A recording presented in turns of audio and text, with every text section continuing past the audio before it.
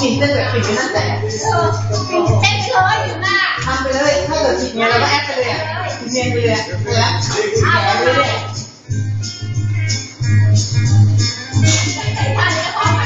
จำท่าไม่ได้คุณมั่นใจทำไปเลยมั่นใจเลย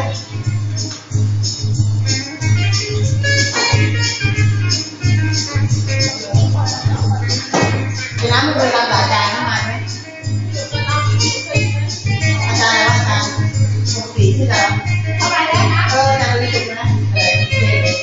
เข้าไปในห้องข้อมูลกระโดดไม่รอดเลยเป็นหลอกไม่ถูกอ่ะ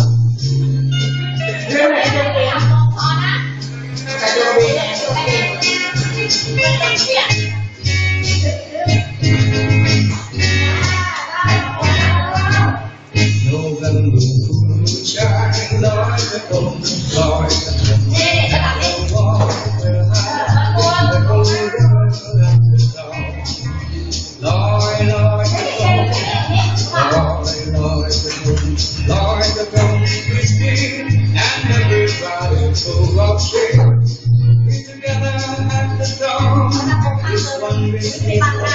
อย่าพี่เอ็ม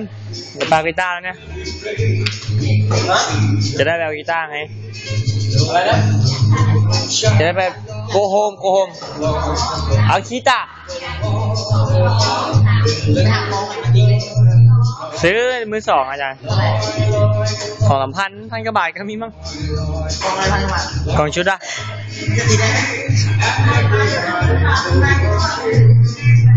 แต่งรถเสร็จก่อนอย่างเร